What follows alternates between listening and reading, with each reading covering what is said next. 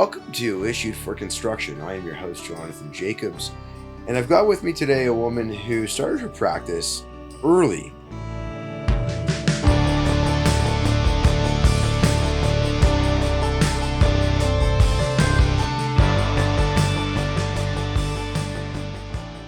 And has created a really well-established practice with a solid staff and great projects. She's developed a great reputation for herself in the industry. I met her through one of the sponsors of the podcast, met her at a Kaplan's event in the spring of 2025. And speaking of that event, I want to take a quick moment to talk about Kaplan's appliances. Later in this episode, you're going to hear Uarda speak incredibly passionately about her large family, the importance of sharing meals, and the deep connection between design and creating a sense of home. Appliances are the heartbeat of those spaces. They are where the food is prepared, where the family gathers, and where those foundational memories are made. Kaplan's understands this deeply. They have been an ongoing partner in the Toronto community for decades. We are talking about multiple generations of engagement. As a family-owned and internally operated business, Kaplan's Appliances has served generations of families, treating their customers with an unwavering dedication to the craft of relationships. But their impact goes beyond the homeowner. Kaplan's actively shows their support by fostering connectivity within the design and build community. They provide builders, designers, architects, and associated consultants with incredible opportunities for networking. As you'll hear today, running your own practice can often feel overwhelming and monumental. Kaplan's utilizes their expansive network to support your efforts, helping alleviate that stress by bringing the right people together. From the kitchen to the patio, their product lines and services cover everything from indoor to outdoor and beyond. Whether it's Sub-Zero, Wolf, Miele, Fisher & Paykel, Jen Air, La Cornue, DCS Outdoor, Kalamazoo, Urban Bonfire. If you want to learn more about their services and their incredible product lines, well, feel free to connect with me. My email address is jonathan, Jonathan, @issuedforconstruction.ca. Or you can head to the liner notes and connect with them direct. All right, let's get back to Uarda and the continuation of how we met. And then subsequently again at another sponsor's event at Lutron's holiday party in 2025. And I said to her there, I was like, I should have you on the podcast. So we exchanged messages, and then we were really bad with each other and not staying in touch. Nonetheless, it has finally happened. And today I've got with me Uarda Kellezi of Studio Kellezi. Thank you for joining. Thank you so much for having me, Jonathan. And I got it right, see? Yeah, you got my name right. Spelling it out phonetically works. So Uarda, thanks for joining. Thanks for coming here. Thanks for participating in this medium with me. So for those that are new to this, I try when I have people that are in the city to come over to my home. We have lunch together. We get to know each other a little bit. We do some ice breaking and just really kind of break down all the barriers that we would have with each other. I'm sorry for the long-winded starting point right now, but the purpose of that is to kind of cut through the discomfort that can come from sitting across from someone that you don't really get to know. So I always get to share these nice stories with people, but then I also ask them to stop talking because I don't want to hear everything, and I want it to be fresh. Happened a few times actually. So I know, but why don't you tell everyone else, where were you born? What was like life for you growing up? And tell me a bit about your family dynamic and what's that like? Of course. So before I start, Jonathan, I just want to say thank you so much for having me here. Of course. This is the first time I do anything like this. So it's definitely not the last. hopefully, but it's definitely going to stay with me for a long time, and I'm always going to remember. So I really appreciate it. Well, you're welcome. Thanks for participating. Of course. And well, going back to the question, I actually grew up most of my life in Europe. Yeah. My dad was a diplomat, and so we got to live in Italy, Albania, and Canada. Okay. So where were you born? I was born in Albania, in Tirana. That's my city. Yeah. And growing up, I'm the firstborn out of a big family of 5 kids. Okay. So the first daughter, and not easy when you're the first child in a big family. Yep. There's a lot of pressure on you. And I grew up very creative. I was always like I started drawing when I was 4 years old. I took a painting classes. Like I was very much into that whole very artsy fartsy, I say. Yeah. Yeah. And not so it started off with drawings and painting, but then I also loved like performing arts. So I did a lot of dance, a lot of performances. I used to sing when I was younger, but I don't sing anymore because I suck. But Not even if like you're like drying your hair, where you want to no, no, sing, where no. you're It's like, it's bad. okay, fair enough. It's very bad. So I just stay away, you Okay, know? fair. But even in like throughout like my elementary school and high school, I was very much into like acting, and I always took art. I always loved to draw, so that was kind of my niche. Okay. Hmm. And were you the kind of child that would draw from whatever pencils you had, or were you the kind of child that drew from having like a massive group of pencils that you could utilize? Like I remember when I was young, I was also drawing, and Yeah, I had that big case, so you'd have like with everything in the it. 2B, the 3B, the 4B, Yeah, and onwards, and almost to like charcoal. I think. Yeah, I think I can't honestly can't. I don't really have Okay, the fair. greatest memory, but Fair.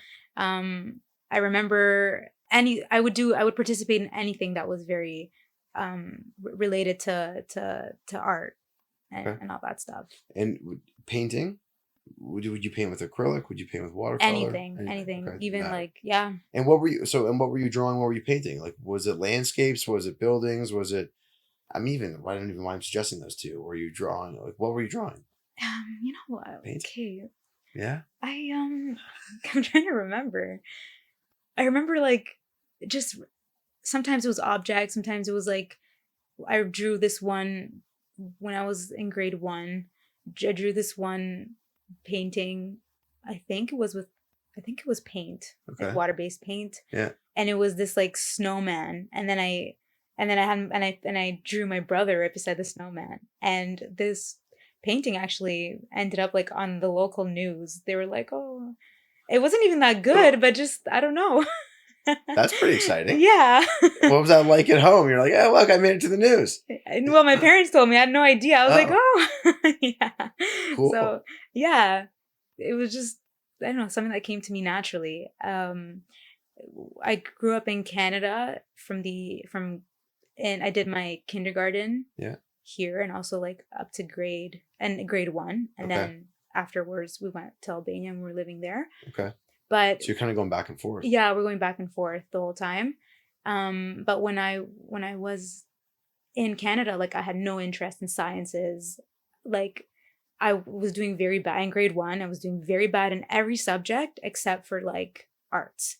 And I remember the only thing that intrigued me when I was a child in sciences was just like the frogs and the butterflies. Like I don't know why I remember that so vividly. And I didn't care about anything else. But then after I moved to Albania, there was this shift because I feel like especially in Eastern Europe, there's a lot more focus on sciences in school and like Right. math and all the technical stuff. Yep. And I remember that, and I'm very, very capable.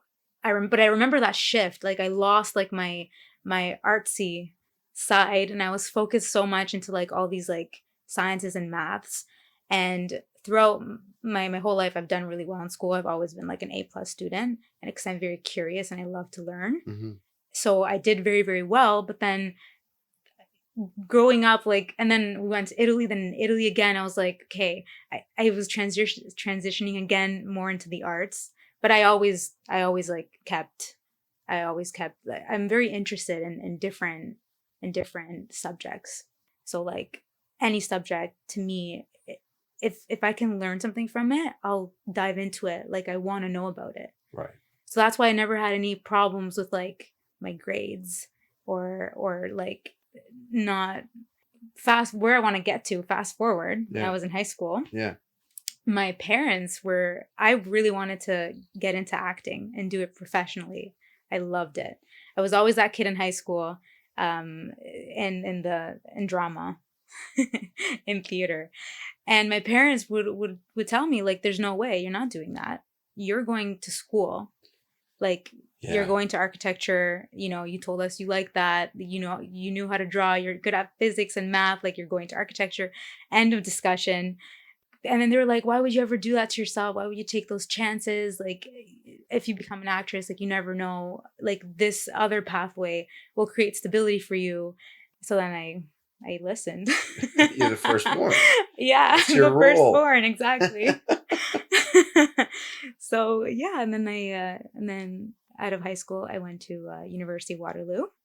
Okay. As you know, it's a very hard program to get in Yep. and stay in. But you had the portfolio. I had the portfolio, and I did to get in, you have to do an interview. Yep. You have to show them like your portfolio, Yep. your drawings and all that stuff. You have to do like a literacy test. It was like this, you had to essentially like summarize this like essay that didn't make any sense. But so I did that, and then another test.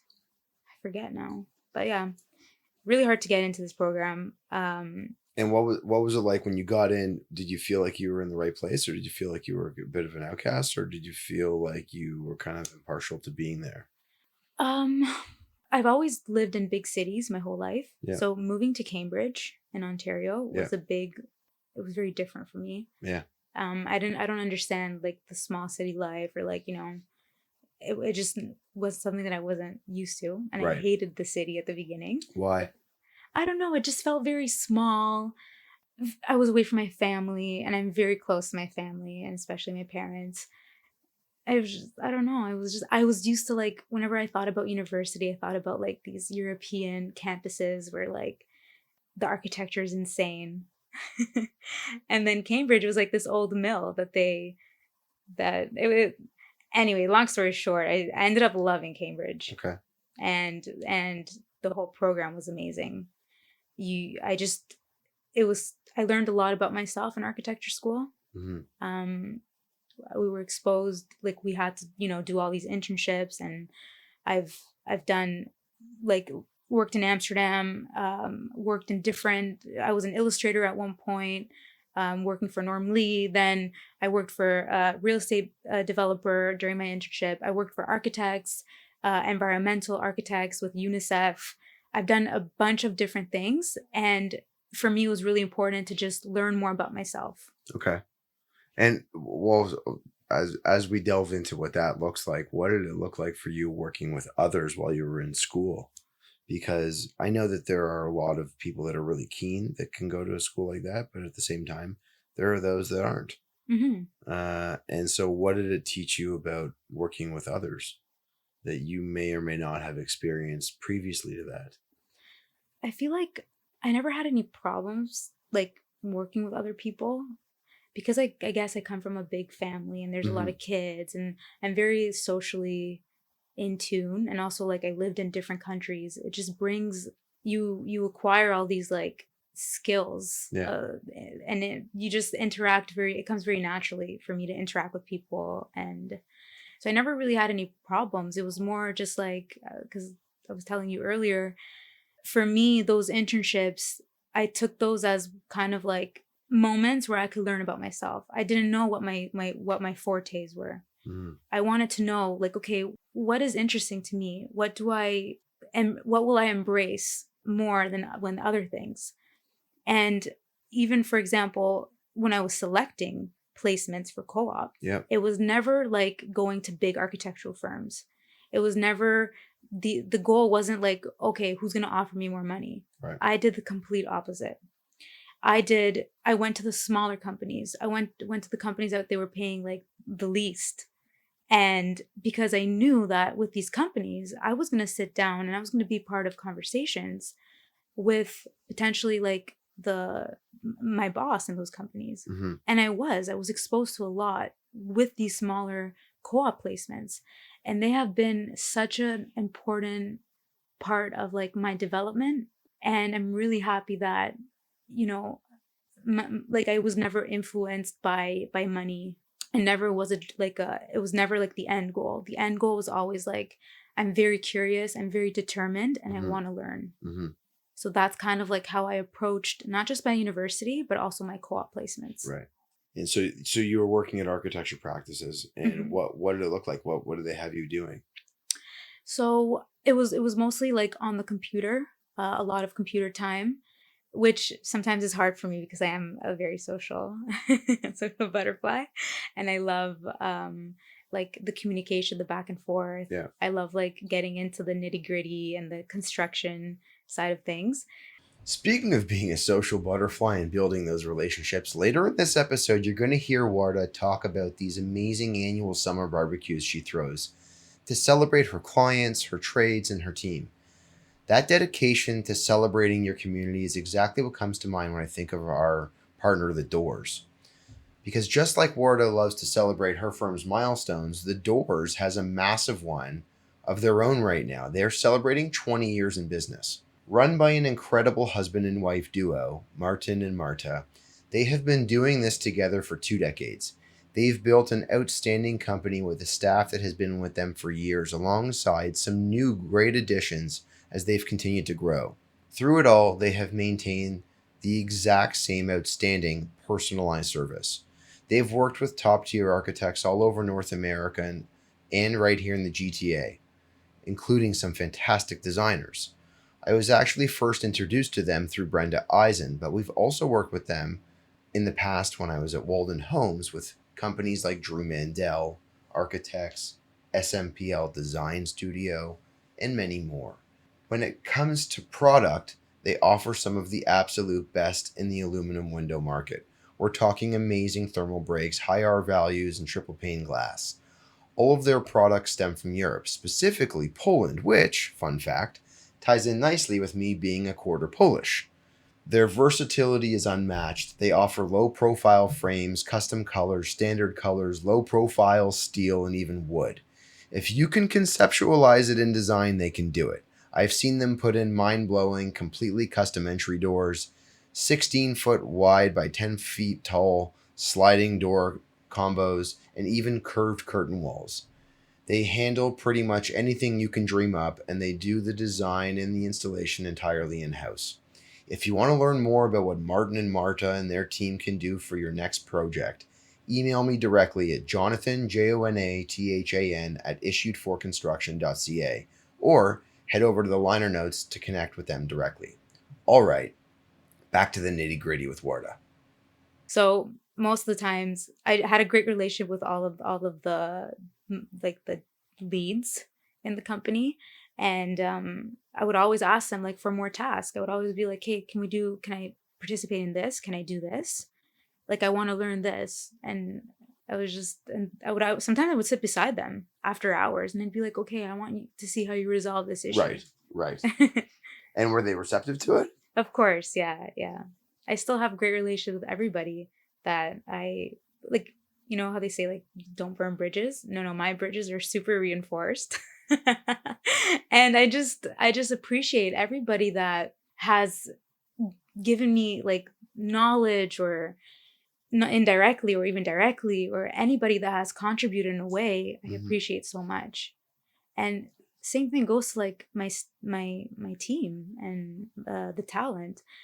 You know, everything was happening so fast for me that when I opened the business that I had never worked for an interior design firm before ever. So I will. Well, let's go there in a couple minutes. yeah. I still want to touch on some of Hmm. this early professional experience. Yeah. So when you were going to apply for co-ops, Hmm. were you applying locally? Were you applying internationally? Were you doing both? What Well, were you the doing? good thing about architecture, you could apply internationally and Mm-hmm. locally because the University of Waterloo architecture program is part of the Faculty of Engineering, and all the engineers, for example, their hands were tied. They could only go to Canada or the US, versus the architects were like the wild ones. So I actually worked in Amsterdam. I worked in Tirana in Mm-hmm. Albania as well, and also in Rome. And what were the biggest variations you saw in style and in were you involved in understanding code between the different places? No, Okay. not to that level. Okay. Not to that level. So what did you see as the major differentiator between overall aesthetic and style? Well, already growing up in Italy was just an eye opener for a lot. I love history, and history and architecture are very intertwined with each other, and art and identity of a population is, especially like for example in Italy or in Spain or in Germany and England, like the architecture is the essence of that society.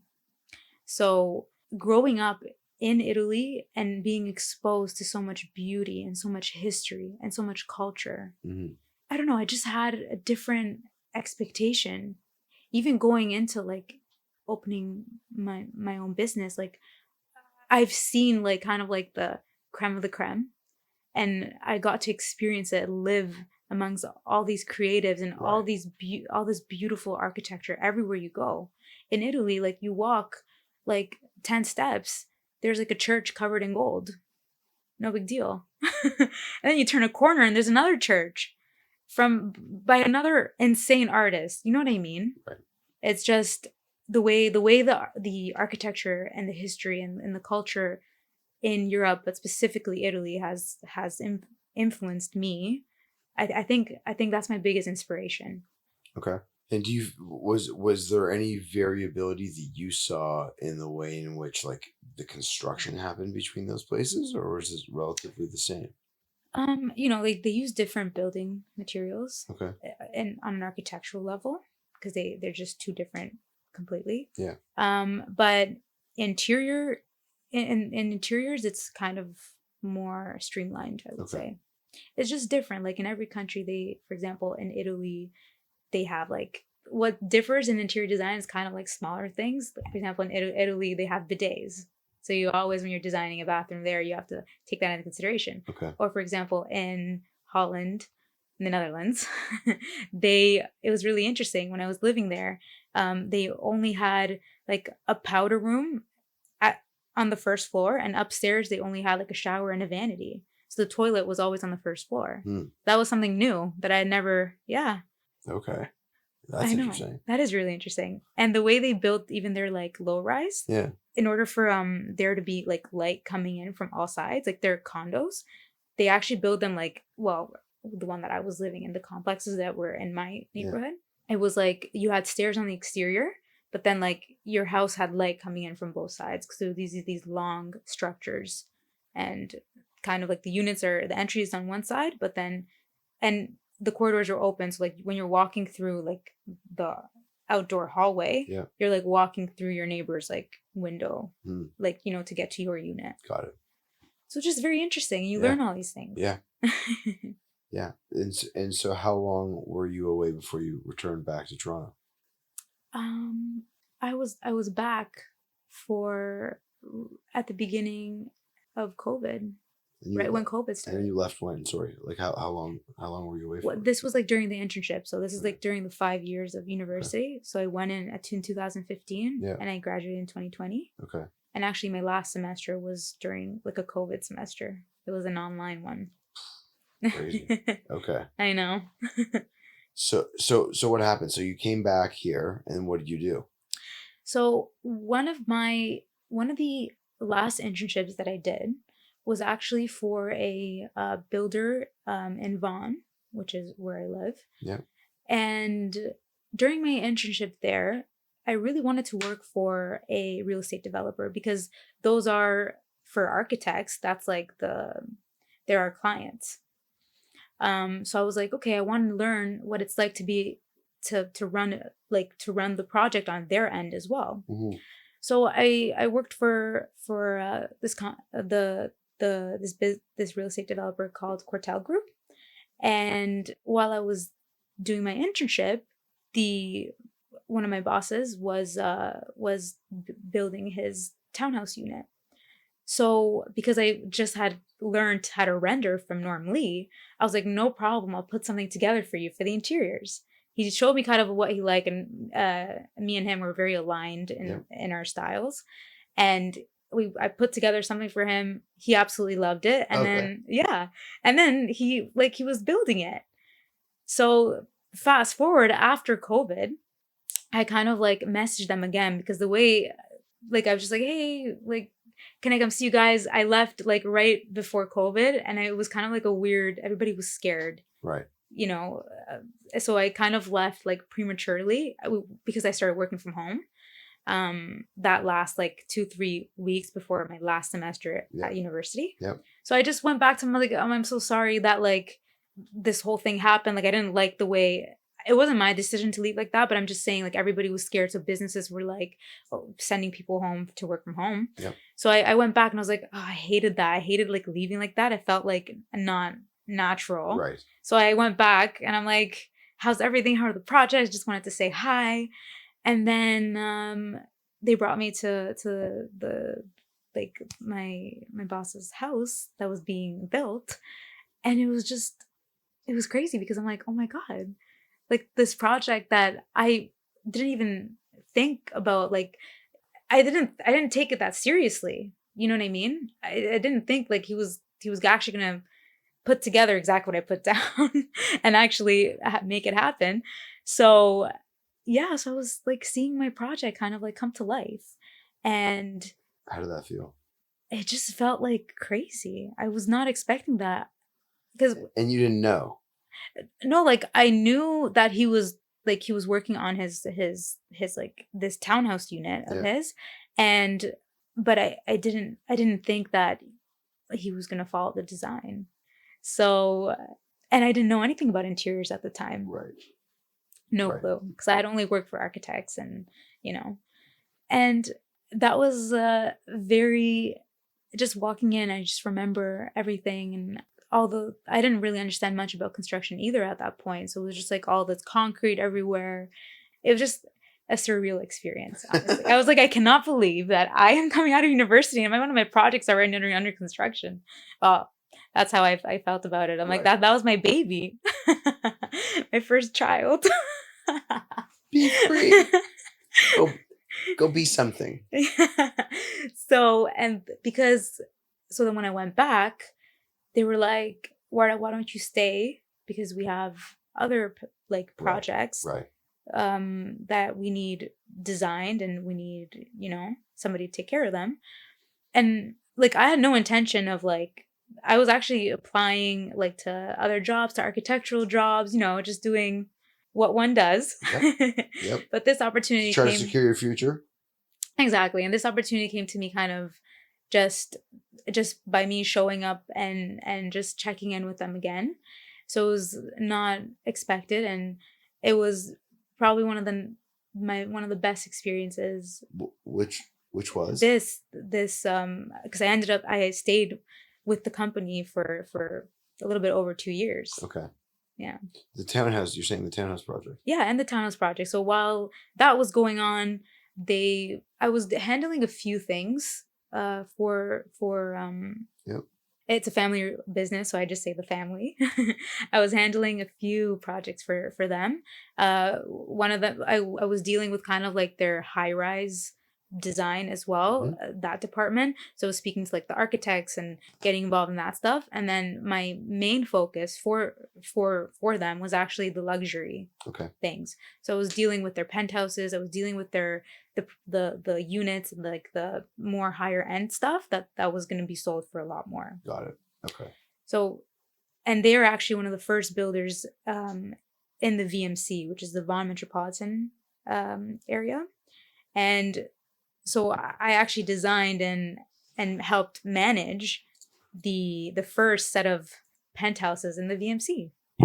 So cool. Yeah, fantastic. And I was gonna say, what was that like? Especially with like, you know, the things like site meetings and when you're watching some of the material come in, navigating what it's like being inside of a condo, working with the right trades. How was that experience for you? So the trades were already selected because it was like the same people that they used for their business in general. However, it was one of my the best like 2 years in my career, because I learned so much in that 2-year period. I learned so much about myself. I learned so much about construction. And I always tell people without that experience, I would have never been able to open my business so young. Right. Never. First of all, I loved it. So let me give you the whole spiel. So during COVID, I was never supposed to be on the construction site. Okay. But during COVID, the construction industry was booming, and we were all so busy. Yep. And then on top of it, shortage of supply, whatever, made everything so complicated. But we were all so busy, and the builders, they were having a hard time like recruiting staff, and especially people that knew what they were doing. Mm-hmm. So they had to move like one of the site supers that I was supposed to be working with closely to another site. Okay. And so I was kind of like left alone on site with I knew basically they were my designs, they were my projects, Yep. but now I had to be on site to support the projects and kind of like It's different animal. It's a different animal completely. And but I kind of fell into it so naturally. Like everybody knew that these were all the trades knew that these were my designs. I was getting the phone calls Right. at all times. I was getting the questions, and I had to figure things out. I had to do all this stuff. So it ended up, I naturally, I gravitated towards the position. And I'm the type of person, I'm very responsible. I love handling things. Mm-hmm. Like if you give me a job, just know it's going to get resolved. It's going to get done. I don't want to say perfectly, because it's really hard to strive for perfection, but if you trust me, I'll get things done. Okay. That's just the type of person I am. That exact mindset, taking ownership, solving problems, and just getting the job done to honor a client's trust is rare, and it's exactly why I want to introduce you to Yuri at Aquanta Pools. Yuri has been in the pool business for 20 years. Here in Toronto, he's been operating for the last 2, and he operates with the same relentless dedication to solving problems. For example, unpredictable Canadian weather is usually the biggest nightmare for backyard construction. Yuri's solution? He actually builds a temporary structure right over the excavation site. Rain or shine, his team keeps working, ensuring your project stays on schedule and your pricing is locked in. He's also solving major headaches when it comes to Toronto's strict new pool legislature. Yuri is one of the only certified installers in Canada for an incredibly rare product called biodesign. Since Uarda spoke so fondly about her upbringing in Italy earlier, it's incredibly fitting that biodesign is patented system straight out of Italy. Instead of pouring massive, deep concrete retaining walls that trigger a trip to the Committee of Adjustment, biodesign uses a highly elastic EPDM waterproofing liner covered by hand-sculpted structural layers of quartz, sand, and non-toxic resins. The excavation footprint is minimal. It expedites the approval process, and the end result is a stunning organic beach entry oasis right in your backyard. Yes, an oasis. Imagine that. Yuri is a huge proponent of tailoring the design to your exact needs. Want to practice your swimming form? He can integrate swim spa, jets, so you get the swim you want, the practice you want, all in your independent oasis.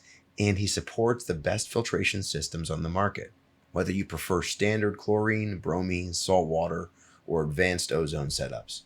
If you want a contractor who simply gets it done and turns your backyard into a specialized oasis, shoot me an email at Jonathan, Jonathan, at issuedforconstruction.ca, or head down to the liner notes to connect with Yuri at Aquanta Pools direct.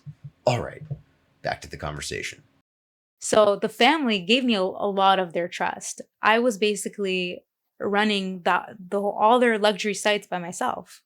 And not just the design. I was preparing the contracts with the trades, because I had to tell them exactly what I needed here and there. And then I was just running my own department. Did you have a printer in wherever you were? Were you printing agreements for people, or was it? I'm just what did this look like? No, just for example, if I would reach out to the mill worker, and I'd be like, hey, we need this. I'm make sure you add this to the to, the quote. Yeah. You're missing this from the quote. I'll go over all the quotes, Okay. that stuff. Got Like it. kind of like construction management. Yep. Yep. So then essentially I became like the site super on site. All the trades like relied purely on me. I had like the timelines that I had to follow, Yep. like the goals that my team wanted. So it was just like I would get phone calls at 6 a.m. from the electricians when I was in bed. So I would answer those FaceTime calls. Hi. I'm like, What do you Carrie. want? There was this electrician. His name was Carrie. We used to call him Uncle Carrie. And I was like, Uncle Carrie, don't look at me right now, but what is it? Because they all knew. It was a very interesting dynamic on site Okay. because I was this 23, 24-year-old that had never worked in construction, Mm-hmm. now working with all these older gentlemen who were specialists in their trades, and not just with them, but also their bosses. And being like a young female on site, I know, like it was the best. Like It was the best. it was the best. Yeah. Like the trades had so much, the guys had so much respect for me. Sometimes I was met with this feeling that, oh my gosh, she probably doesn't know, like she doesn't have experience, or she doesn't know what she's talking about. Sometimes like I would get brushed off a little. Yeah, of course. But at the same time, I have to realize that I am a very young person on site. So of course they're going to think that way. And I don't know everything. Of course I don't know everything. Courtesy for being able to acknowledge that. Of course, I don't know and that's why I think I would sit down with them. I would watch the trades. I would see what they needed and when they needed it. I worked closely with the electricians, with the plumbers, with the millwork crew, with the stone guys. I would just sit around, watch them, like just be super on top of everything. Right.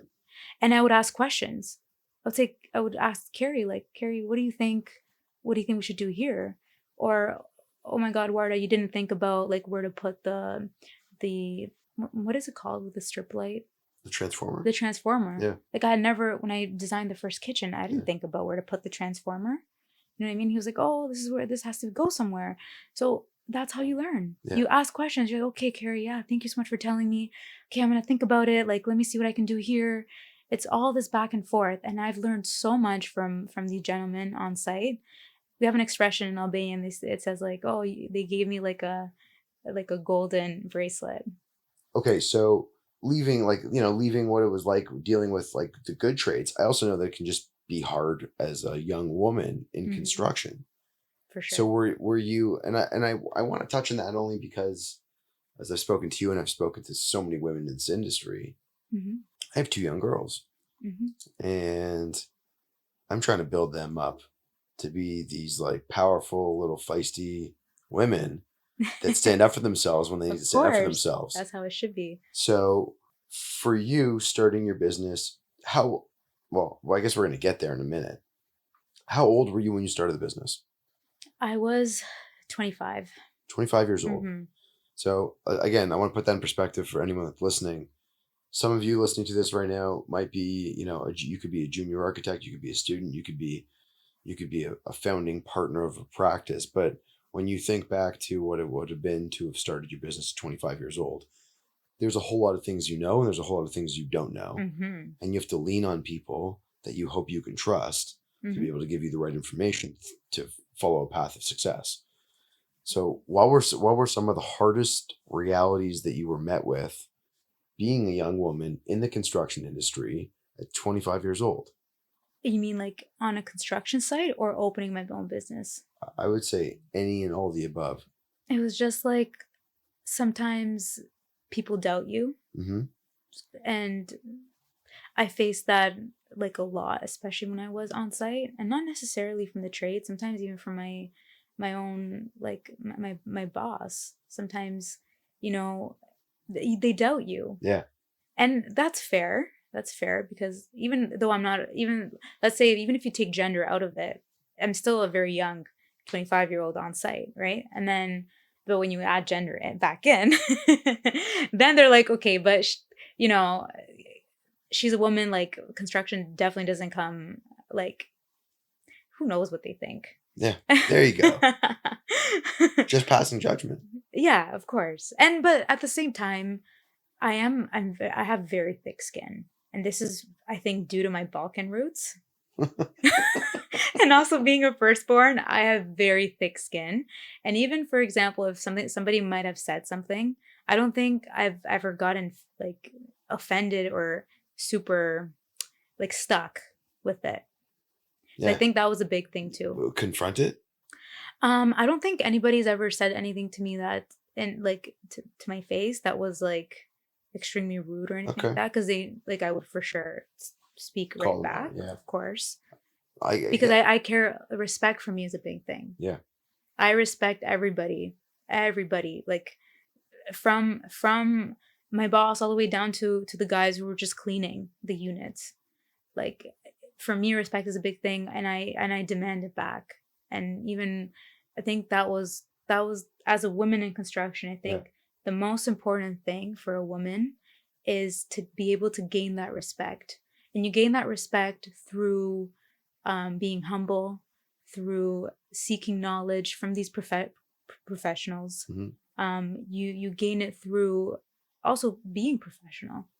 Like you have to be on site, and I'm a huge nerd. Like I started geeking out, and like people will see that when I'm on site, and like they like it's just you have to without. I feel like I said, especially as a woman, you need to like people need to respect you, and So, once like you prove yourself yeah. to them, then the site guys are like your best friend, Yeah. and Asking everything goes questions. smoothly. Asking questions on things you don't know. Of course, Speaking with of confidence on course, things that you do know. Yeah. yeah. I say that because I talk to a lot of women Mm-hmm. in this industry, Yeah. and there is a lot of ineptitude Mm-hmm. that is cast in that direction for all the wrong reasons at times. Mm-hmm. And I don't always bring this up, but I bring it up because you talked about being young in this industry and needing to work hard to gain Mm-hmm. respect. And you alluded to it when we were having lunch Yeah. that there have been a lot of days and nights where you haven't had a whole lot of sleep. Oh yes. Mm-hmm. So let's talk about the establishment of your practice, and more importantly, the reason why. Why did you start the practice? Why did you leave what you were doing to go pursue something for yourself? So I know I always tell people to start a business, and I feel like every business owner always agrees with me, is like you need to be a little bit delusional. You Okay. need to like be in a good way. You need to be delusional and a little bit Can like you be delusional in a good way? yes. Brian O'Brien, this question is for you. I don't know why I say this to you, Brian, but can you be delusional in a good way? Well, because I left a position of leadership. I Yeah. was the design lead Yeah. for the company. Yeah. I was very comfortable. I loved what I was doing, but I just knew I have always wanted to have my own thing. I do very well like under pressure. I am very solution oriented. I work very very hard. I'm determined. I'm curious. I think my curiosity is one of the biggest reasons why I opened my own business, because I'm just curious about myself. Like what can I handle? What is next? Like opening a business, you learn so much about Hmm. yourself, and you Hmm. learn so much about even topics that you like don't never really liked, like freaking accounting. I hate it. But it's just like, Why do you hate it? oh my god, no, not my favorite thing. That's probably one of the things I don't really like too much There. because there's so many rules and like and I never have enough time to actually sit down and like understand it and like yeah, I it's might have a solution for you on that one. oh yeah. Yeah. Okay. I mean, I don't know. I just say that, like there's a friend of mine Mm-hmm. that's gonna do some consulting with me, Amazing. and he's gonna do part-time consulting on financials and understanding financials and associated bookkeeping and stuff like that to try to make businesses, like you described, people that want to be creative, Mm-hmm. that hate doing that stuff, Mm-hmm. simplified for them. Yeah. Anyhow, so we could talk about that Oh yeah, offline. for sure. Yeah. Yeah. I mean, I've learned a lot in the last few years, but yeah, there's always more to learn. Yeah. as you know. Okay. So outside of the bookkeeping, where were we? Yeah, I lost my thought process. We were talking about the starting of the practice and doing the things that you would like to do, Right. and what it would look like and why you needed to go and do this. Right. So Delusional, delusional et cetera. Yeah, curiosity. yeah. Um, but because for anybody that I worked for in the past, Yeah. I take a lot of pride in my work, and I will go above and beyond. I will go outside of like my job description. Like, let's say they hired me for a specific thing. For me, it doesn't matter. Like, if I have to get something and it has to be at a certain level and at a certain standard, and I'm doing it, it has to be good. Right. That's just how I operate. And because of this, I kind of got thrown into the site and did very well because I was like, okay, like I have to learn, I have to do this. Okay, call people. Like, I'm not scared to like be thrown. I love just like throwing myself into things, and I still do it to this day. I throw myself into different projects. It's not just custom homes. I just want to diversify my knowledge. I want to like say yes, like I know something about this, and I've done this in the past. It just builds like a better version of myself. Okay. So, opening a business is extremely tough, especially when nobody knows about you, especially when you have no connection to the industry. Like my parents were, Yeah. no, they have no connection to the construction industry or to anything that I'm doing. So it's not like I had support from anybody. I just, because I know myself and my skill set, and I was young, and I kind of like finalized and finished a few big projects for Hotel Group. Yeah. I just said to myself, now that I finished everything and they're kind of like comfortable and everything's good, like I did what I had to do. Now I told myself, like, let me just try it out. Like, what's the worst thing that can happen? You fail and You you go get fail and you another go, job. exactly. So it's like, I'm young now. I have the energy now. I have the drive right now. I'm like, I'm going to do it. Yeah. I'm going to do it. So, What was your first step? sorry. What was your first step? First things first, I went to my boss and I started bawling my eyes out. I said, I'm so sorry. Like, I love you guys so much. I don't ever like want to leave, but I just want to try this out. Like, I want to give myself a shot. And they were very understanding. They were very supportive. And fast forward like 2 years later, after I left, we were working on a project together on a sales center for them. So that was the first step. And then I made my business public in January of 2023. Okay. But people don't realize, like, I was working a lot before January 2023 to kind of like put together a website, and I put the work that all the penthouses I designed for Cortel Group is what was on my website. And at the same time, like even after work, I was getting like little jobs here and there. Well, some of them weren't little. Like I did a whole a renovation for a tutor home in Waterloo. And I remember like going up there on the weekends and just like making sure my clients were good. Mm-hmm. And so that's how it all started. Like I had these like small little side projects, which, oh my God, now that I think about it, the things that I put my body through, I just, wow. Like I would work and come home late from my design Yeah. lead position. Yeah. And then I remember I would eat dinner fast, like between 7 and 8, and then I would sit down from 8 to sometimes 4 a.m. to work on like these other projects, because I was like, when I do open my own business, like I want to have like a portfolio. I want to have like a home renovation in there. Like I want it to be diversified. So, but it wasn't just one night. This was like many, many nights, Right. where I would come back home and I would be up until 4, 5, 6, sometimes sleep an hour and go back to work. And it didn't end there. When I opened, especially when I opened my company in January of 2023, and it was just me, and I secured like these 3 custom home projects in Oakville. I was, again, working all day by myself. I was living with my parents at the time on the I would like open my computer on the dining table. And sometimes my dad would leave. I would be on my computer. He would come back from work, and I'd still be in that same position. I hadn't eaten. And then my dog would be there with me,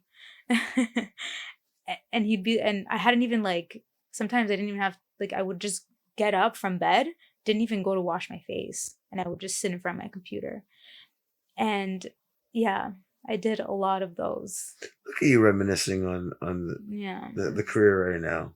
No, it's just a lot of pain. People Yeah. don't talk about it. I don't know. I mean, I don't really know. I don't really Saying like people don't want to talk about it? no, people don't know about Oh. these struggles. I think a lot of business owners know about these struggles. Yeah, the business owners. The business owners know about the struggles. The clients, look, there are a lot of clients out there that are entrepreneurs as well, and they know the struggle of building their business and establishing themselves and trying to work towards the point where they can afford to build the custom home. Yep. What they don't know is what goes into having to build the custom home. Yeah. Yeah. Right? They think they do because they're spending the money, but they don't really know that, the design team could be spending, could be 10, 12 hours a day working on the project. Right. Coming up with details, sourcing material, putting together the presentations, presenting, hoping that everything in that presentation hits the nail on the head. Yeah. And if it doesn't, then realizing, oh my God, I got to do more now on the same to go over some of the same product, source it again. I got to go through that. Right. And then represent. Yeah. Yeah. It's definitely a lot of like time and effort and everything that goes into it. And and I just couldn't do it anymore by myself. Everything took off so fast for me that I haven't even been able to catch up properly to this day. So can we talk about how did you land 3 custom projects in the beginning? There was a builder in Oakville, and he had 3 custom home projects that were going up. Yeah. And through a tile contractor that knew me, he kind of like mentioned my name when he met the builder, and then the builder, I called him right away, and then I went to his office, I met with him, and right away he introduced me to his 3 clients. Okay. So that's how that all started. And so January 2023, I made my company public. Yeah. And immediately I realized that I could not handle 3 custom home projects by myself. Smart. Yes. And mind you, I'm very detail oriented. Yes. I love getting into like the details of everything and making sure things are like well thought out, that I haven't missed anything. I'm a little bit of a perfectionist, and I'm learning to like be less. I'm trying to like let go a little bit, but that's just how I am.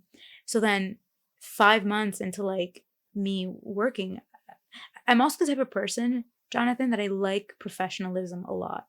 I like being professional. I like being able to shake your hand and like, if you're my client, for you to have full trust in me. Yep. So this is why like one of my biggest priorities as well, even when I didn't even have the funds to do all this stuff, but I made it work because I'm the type of person, like I'd rather like spend everything that I have and all my money, invest it into something that will help me build something bigger. So that's what I did. I realized that I needed help and I needed staff. And what was the biggest need at the time? Was it someone to help you with operations? Was it someone to help you with drawing and drafting? Drawing and drafting, okay, yeah.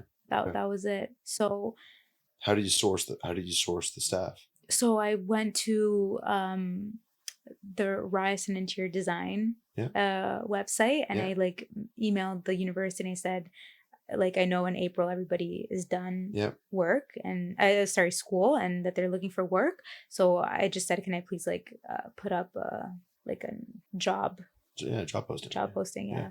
That's what I did. Okay. And that's how I hired my first designer. So I made Studio Kellezi public in January 2023. By April, I was looking at spaces to rent because I'm very like old school when I work. I don't really like this working from home stuff. My style? No, but it's different. I'm joking. It just was just worth noting is that I said this before, but I invite people over. We have lunch, but I have a studio separate from my house in the backyard. So in many ways, I never feel like I actually am at home. I feel like I am separate from my house. True. This space is not my home space. Yeah. They're distinct identities, Mm-hmm. and they have to be because of what you just said. Yeah. I find when you are working from home, you can be distracted by things that are home. Yeah. And not just that, it's like design, you have to be in the office to like talk to like there's details, there's phone calls that a client calls me about, and right away like it gets addressed within us, within like the studio right Yep. away. Like they're just, I don't know, maybe I'm just old school, but I just, ever since this whole thing started, I was super against it. Okay. And I like the only time we ever work from home is, for example, when the power goes down at the office, or if there's like a snow day. Right. That's about it. Okay. So then in April, I started looking for spaces. I found this really cute office space right beside where I live, and right beside it's a very Italian area, and I have like an amazing cafe across the street where I bring all my clients to. So I'm like, yes, this works. This is perfect. And there's a lot of traffic in the plaza, which I also love because I love like seeing people outside. And so then in May, I got the place. I started buying furniture for it, which is really exciting. I put my sign up, and then right away, I believe in August or June or July, and that summer is when my first I had my first employee. So, and then when sorry, I'm interrupting you here to say there's a distinct difference between you talking about the first couple of weeks working alone and how pensive you were just talking about that, and the joy that crossed your face talking about opening your studio and hiring your first employee. It's like two different people. One of them was really stressed and could bear the weight of the stress of the beginning, and the other realized, oh my God, I'm finally letting go of some of these responsibilities. Did you see it in my face? All your body language changed. Everything changed. Yeah. You didn't even know how to describe the beginning. I know. It's just the rat race. It's a rat race. Yeah. Sorry. Go ahead. No, and then even the bakers, because the coffee shop across, it's like a bakery. Yeah. And they would drive into the plaza at 5 a.m. They would knock on my window and they were like, "Did you just get here, or have you been here?" Like, no, I've been here. And then the whole plaza and all the businesses, they would be like, "Oh, guys, we don't need to hire security. We have a free security guard, Uarda Kellezi over here." That was me. So no more free security. Yeah, smart. Sometimes I still stay, late, depending on, it's normal. Fair. Yeah. Sometimes I'm there until like 11 p.m., 1 a.m. But I'm doing it a lot less than what I used to be. So yeah, and then so Sherry, she was with me. She was I call her my OG girl. Yeah. she was with me like those 6 months, and then I got awarded 2 larger custom home projects, and I knew that again I needed more support. So then the second I hired the second talent, and she was actually an intermediate designer. Okay. So it's only then, I would say, in 2024 where I finally like got a social life. Like I finally like could relinquish some of those responsibilities and those tasks. And it just, what an amazing feeling. Because I've been working, like, I say I opened the business in January of 2023, but I've been working all these years nonstop in the background, like creating a logo for myself. Like it's been, like, or working on these side projects. It's been like, it's so many more years that were like added on top that are silent, that nobody talks about, but that are. You're not alone. There are about 115 more now. It's probably about 125 other guests that have been on this podcast that have experienced that torture, but also that joy of you are working for yourself. Yes. And you get to control the success or failure yourself. And you can either manage it all on your own, which some people still do as sole proprietors. And there are those that realize that they need support as they want to grow their business. Of course. So where you are now with the business, it's now 3 years later, 3 years, yeah. right? Mm-hmm. Literally almost to the day, not quite, but 3 years and a couple months. Yeah, yeah. So what do you find is different between how you were managing at the beginning there and how you are currently managing the practice now? What are some of the biggest differences? Well, at the beginning, imagine I didn't even have like I just had a computer, but I had no like I didn't have Outlook, I didn't have and then I remember even with when I hired Sherry, like she didn't really like everything was happening so fast. Like I didn't have these things in place. So yeah, And like then what? So yeah, Outlook, what else? like Outlook, and then we had Dropbox so we can like all, have a shared folder, but all Yeah. these things were like so progressive. And then every talent, every employee that has worked um with me, they've all like brought in a little piece of knowledge or a little, they've helped like it takes a village, you know what I mean? Every like they acquired skills at different places and they would bring something here at Studio Klezi, and then I would incorporate it into, so it's just been a work in progress because Right. 3 years is like really it's hard, especially when things are so fast and they're like I blinked and then oh my god. And you also started the business at a time when there was a construction boom still happening. No, it was just I started the business the worst time possible. It's 2023. It was like after COVID, a year after Oh, it COVID. was a year after COVID. Oh, Yeah. okay. So I'm blurring lines.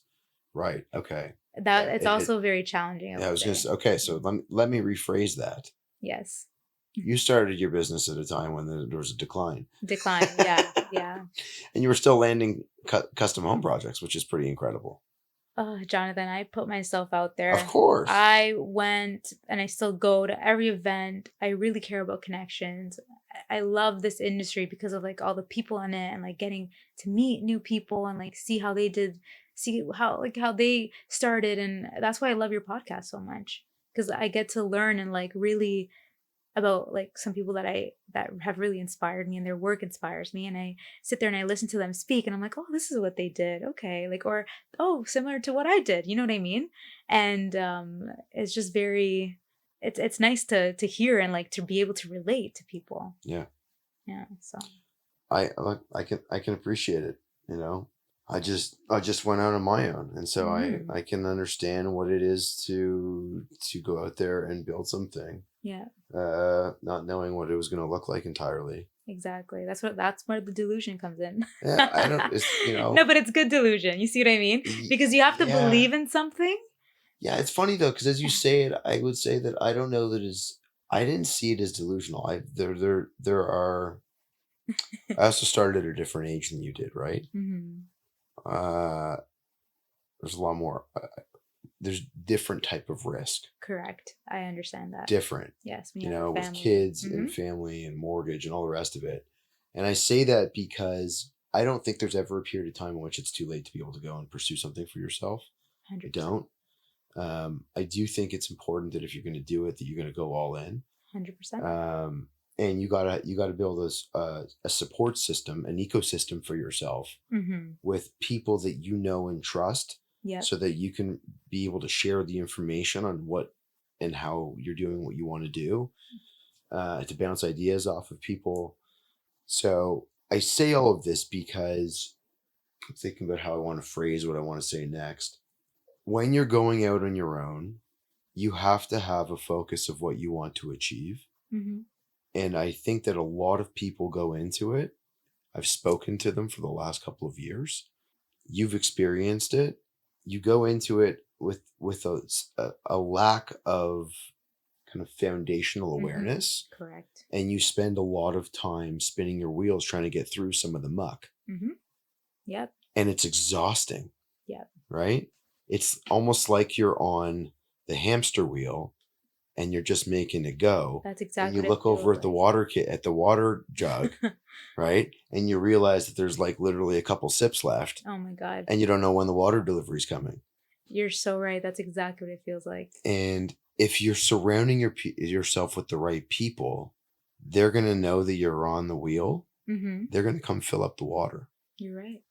You're right. And I think that there's a lot of people out there that go into independent practice Hmm. without kind of planning that support group. Yeah. Yeah. They just go. True. That's how I kind of started though. That's how everyone Yeah. starts. I'm just like, I don't know. I just threw myself into it. I'm like, listen, I believe in myself. I know my skills. I think I'll be able to manage. And I know it's like a commitment. Like, this is going to be like going to take a lot out of you, but you just, So how many staff do you have now? now we're a team of 3 designers and an admin, a part-time admin. So you have 5, including you. No, three, three Sorry. and a half. Oh, 3.5. Oh, Yes. sorry. Okay, sorry. I don't know how much. I just did my math. Oh, it's okay. Don't worry. No, well, yeah, three designers, including myself, Including yourself. Okay, and admin and like a part-time admin. and a part-time. Okay, okay. So in a very short period of time, you're way bigger than what you were when you started, Yes, for sure. right? Yes. I'm saying that, and then you take the sigh. You're like, yes, oh my god, payables, sales, and then you start thinking about all these things. But you've also developed a brand and a reputation in a Mhm. short period of time, It means everything to me. right? It does. My reputation and like the work that I present is so important to me, and my clients too. Yeah. Like, I have such good relationship with my clients. So let's define that, because I actually just had a really interesting conversation with someone about the expectations for client relationships. Yeah. So how do you define a successful client relationship? I've never asked anyone this question on the podcast. I think Put you on the spot. no, no, it's all I good. don't know why I went English I there. think a successful client relationship is built on trust. Like, the moment your client can see that you're out there, like you care about them and their project, like it's your own project. 'Cause that's how I take it to the next level. I care so much about my clients' projects. I know every little thing about the projects. And the moment they can see that you're invested and you care so much, and then they develop trust, and then that trust means everything. I think that's what, and on top of it, like on top of this is the most important thing. But I also, I am, like I said, I am a very social person, so I also create like a really good relationship with my clients. Um, every I don't even know, even if like a lot of interior design firms do this, but I throw a party every summer for my clients, for my suppliers, for everybody that helps me succeed every year, and that has my back, and that I have a party at my office. My office is very small, so it has to be in the summer because Outside. we shut down the whole parking lot. I was gonna say, and the bakery is like, okay, yeah, the bakery. we're Yeah, here for it. exactly. So I do that every summer. I like in September we did our third party, Yeah. and it's just so wonderful to see like everybody come together, and everybody kind of knows each other at that point, because then the clients have met like some of the suppliers, whatever. So it's like I have food, I have drinks, I have a DJ, my family's there. It's just I'm very much like I love that. That's the most important It's thing. the Kellezi ecosystem. Yeah, I guess. Yeah, but it's so important. Like, we spend so much time together working with each other, and it's like it's just a way for me to say thank you to everybody. Right. And then we just like we all have a good time. It's always such a great event. It's like intimate but fun. And how do you feel at the event? Do you feel relaxed or do you feel stressed? No, I'm so relaxed and Okay. happy. Like, there's obviously a lot of like prep work that goes into it. And again, I'm a perfectionist. I watched you look up to the right there. No, but during the event, Yeah. I am so happy, and I'm like, sure. I'm like just speaking to everybody. Yeah, I'm just Yeah. teasing. So from a go forward standpoint, okay, being Yes. 3+ years into your practice, what are some of the foundational things that you want to try to implement, whether it's in your operations or if it's in scales of project or locations of project? What are some of the things that you want to see change and improve or perhaps advance, Right. that you don't currently have happening now? One of the things that I've been struggling with since I think I opened the business is actually like social media.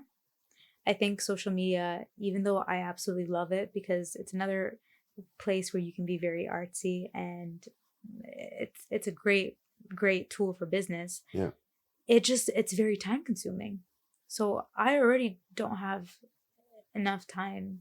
Just like I still get home so late, and like don't even have time to cook sometimes. And then I find myself on the couch doing everything that I like. If I took pictures throughout the week, or I've been to project, like started posting like on my stories, at friggin' 1 a.m. Oh man, and I struggle with it because I The have eye roll. so much. And like This is a non-visual medium, right? And I sometimes will describe what I'm seeing. And there have been a lot of good visual cues here. I'm so expressive. I am so expressive. Hey, keep going. Sorry, I'm interrupting you again and No, again. I but apologize. no, but I marketing is one of my. Jonathan. This is crazy, but I have Yes, Uarda. so much content, and I'm so mad at myself. I have so much that I don't post. Hand curled, Yes. talking in Italian to me. Sorry. It comes naturally. I'm like struggling because I'm trying to. I got two hands back at you right now. Don't worry. Jonathan. You are going to figure this out. The microphone's in the way because I usually speak with my hands. And you're like, before you're telling me, don't worry. I'm trying to like. The microphone's fine where it is. Don't worry, I'll work around. When we started today, I could see that Uarda wanted to be able to be a little bit more expressive. So I positioned the mic higher than I normally do because I know that she wanted to move around in the chair. True. And now we are proving that Yes. that adjustment was worth it because it gave you opportunity to move those hands around. I speak with my hands. A skill acquired. That's in okay. Italy. So you're talking about social media marketing and the amount of content. Yes, I have so much content. I haven't even shared my portfolio with you, but things that are on my portfolio that are amazing projects are not even on my page. Are they on your website? No, not even. Okay. So you see, like one of the, even though things are going very well, the two I think areas in my life where things start collapsing is like my social life. Yeah. Which I didn't have for a very long time. And then obviously that impacts like friendships and relationships. But I'm working on it.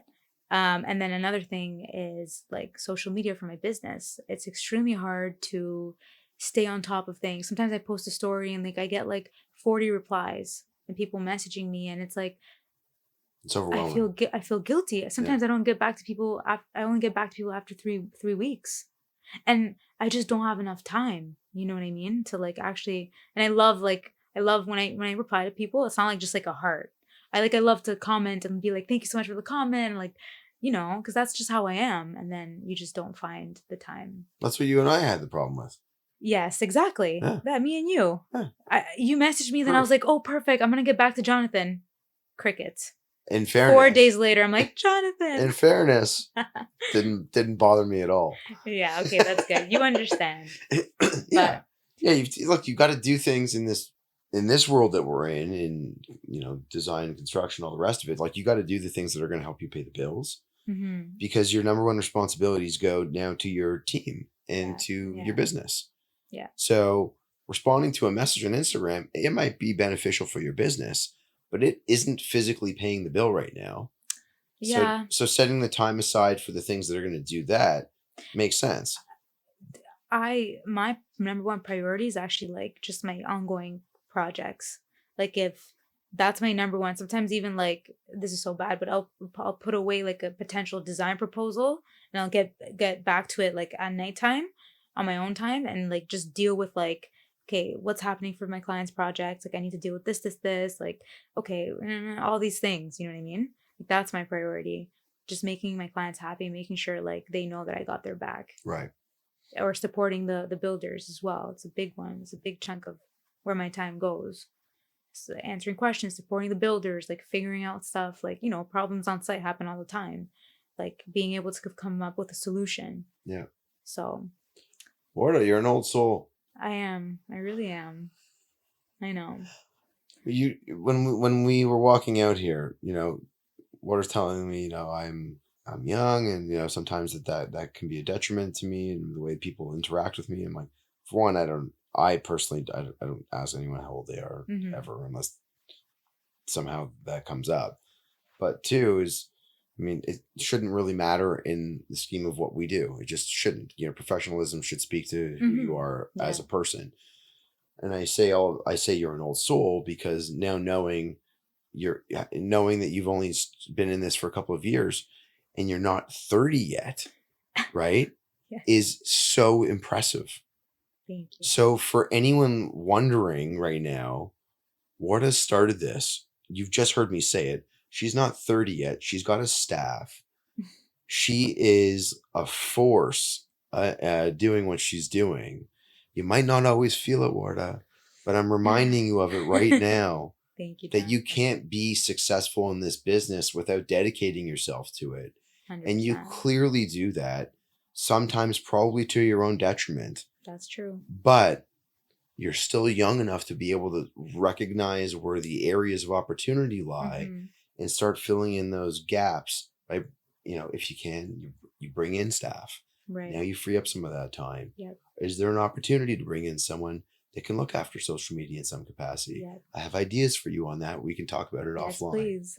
So what is it now in your life that allows you to be able to decompress? Have you found anything yet to allow for some semblance of balance between work and life outside work? I don't yet have a balance. Not yet. Okay. Not yet. I like the honesty. Yeah, I don't. I sometimes I actually feel guilty if I'm ever sitting on my couch and I'm not doing a social media post or something that is business related and I'm just sitting on my couch. I get so mad at myself. Okay. Or for example, I haven't watched a movie in forever. Like my TV and my unit only gets turned on to play music. So while I'm like getting ready and stuff, that's what it's there for. I've never. What are you listening to? Just different. I'm very the genres are very different for me. I listen to everything. Okay. But you're not singing to anything. No. We otherwise the windows are gonna break. I keep that one to myself. I was gonna say you're in a condo. That could be a problem. Yeah. What about last two things I want to ask you? Like, what about travel? Have you been able to travel at all? Yeah, so that's kind of like the best way for me to decompress. Okay. Is when I do. Unfortunately, though, like for example, last year, I went on a work trip to Cabus in Vegas. Yeah. That was only a few days. Yeah. And then I went to a work trip in New York with Lutron in the summer. And I actually brought my team as well. Great trip.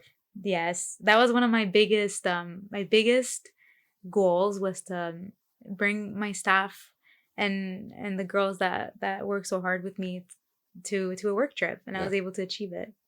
Hell yeah. That was one of my goals. Hell yeah. And we went.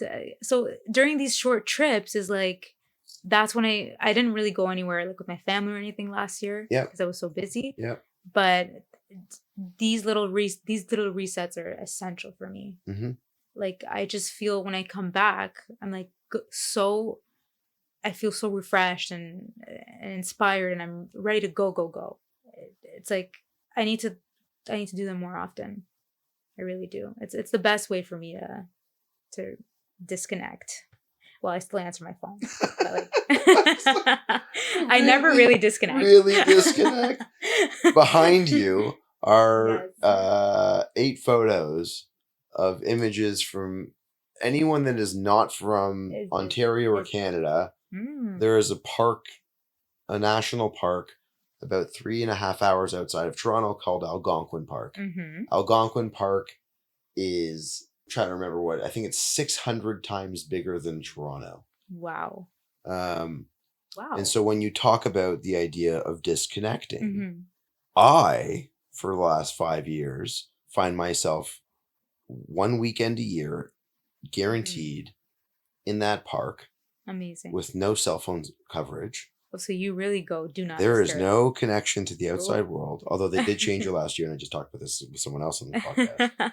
And they started allowing for text messages to be received. Oh my God, this is a good thing. No, it's not. Because how's your family going to know if you're okay? No, and I love my wife. I told you about that earlier today.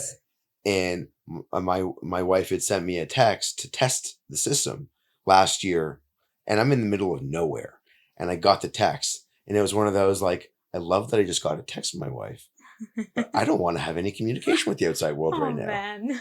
And so I wrote back saying like, yeah, I'm all's good. I'll speak to you when we're out. Because when you go in there, Mm-hmm. the distinct difference between being in an environment like that and being in the environment that we're in Mm-hmm. is this demands everything of you all the time. Very true. There is an endless number of deliveries every single day that you need to meet. Very And when true. you're out there, the only delivery you have to fulfill is your safety and experience. Right. That's it. Everything else that you're dealing with is gone. Right. Where you step when you're carrying your pack matters because you can twist your ankle. You got no doctor around, Yeah. right? Where the meal you're going to cook, you've thought that out already. You don't have to think about it anymore. You're just preparing it now. Yeah. And so it brings you back to the simplicities of life Mm-hmm. and reconnecting with your thoughts and the social interaction with the other person you go with if you go with someone else. And I say this only because we referenced before the rat race, and it is tireless and relentless, and it's Mhm. always there. Very true. What is not always there is the opportunity to disconnect, Mm-hmm. unless you take it. True. So That happens to me when I'm like on the beach in front of like the ocean or the sea and I'm just like listening to the waves. That's when my brain will have this like chemical reaction. And I just like I'm just mesmerized and I sit there for hours. And the sun is like hitting my face and that's where I will truly like I really feel the disconnect and my phone's like away. okay. That's the best. So I need you to make a promise to Mhm. yourself while we're here recording. Yes. Between now and when this is released, so I would say this is probably, you're listening to this right now, it's probably in May. Mhm. Okay, so it's springtime now. I need to have a text message from you that says I booked a trip to go to a beach. I hope so. I hope so. I booked a trip to go to a beach, Jonathan. I'm doing it. Yeah. Okay, because what that will mean is you'll have set up enough stuff, Mm-hmm. feel confident enough with what you have in front of you that you can go away for 3 or 4 nights. It's true. And it will be the reset that you just talked about, how you love and you need. I say that. Yes. So with all of this, I have to tell you, I greatly appreciate you coming here, being as open as and as candid as you've been, sharing what is the honest truth about the trials and tribulations of starting a practice at what I initially thought was a great time to start it, and then I was corrected on how bad of a time it was to start. I had a question for you at Yeah, the sure, beginning. sure. Am I the youngest person you've had On the on the podcast, podcast? I would, without having checked anyone else's ID, I would say probably. Yeah. Oh. Yeah. Okay. No, that makes me happy. Yeah, right.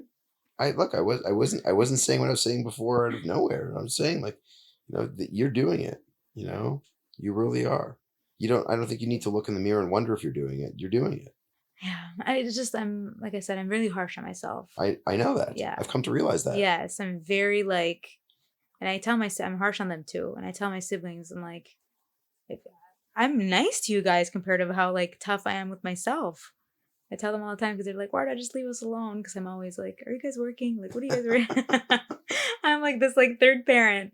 And You got to cut some slack. I know. You know? I'm realizing that. Yeah. Yeah. There's more to life than work. There is. For sure. Thank you. Thank you, Jonathan. Like I said, I'm gonna always remember this. This is like my first ever podcast, and I truly had a great time. And I'm glad. I wonder what I'm just thinking about now. Like in the next 5 years, I'm gonna listen back to when this. you re-listen to this. Yes. And where you were and some of the topics that we discussed. Yes. It'd be interesting, right? It's gonna be very interesting. Because look, anyone listening, this stuff is evergreen. It doesn't go away unless I delete it all. True. And I'm not doing that. So it's evergreen. Like it stays there. It's interesting, when you come back to this stuff years later.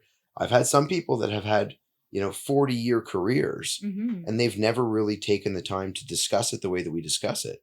Very true. And we turn the mics off afterwards and like, wow, I never really analyze my career the way that I just did. And Very it's true. it's a joy. So for some people it's like legacy, and for others it's like a foundational or a small pillar in where they're going. That's true. So I'm happy to be just a small little pillar while No, you go build your tower. and no, and I told you this, like this initiative that you have, that you've created, is it's just so like beautiful. I've since you told me about the podcast, I went and I listened to a bunch of episodes. I'm so sorry. No, I enjoyed it so much. And like for example, Richard Wangle, like I look up to him, and because I guess like I'm an architect, I'm more of an architect than an interior designer, and I've kind of like morphed the two Yeah. into one.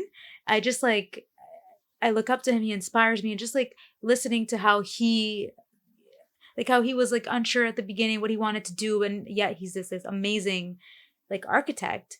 And it brings everything into perspective. Like we're I know like people are hard on themselves, but it's like we're just humans and we're just trying to figure it out. We're trying to do the best we could. And this podcast, like I just feel like in everybody's tone, everybody that I was listening to, like you see past their craft. You see like the person. You see, That's why this thing was created. and it's beautiful. Thanks. Thank you so much for doing this. Yeah, I don't handle compliments well, so you're welcome. You're welcome. You're welcome. Thanks. Thanks, Jonathan. Wishing you all the best. Thank you. Likewise.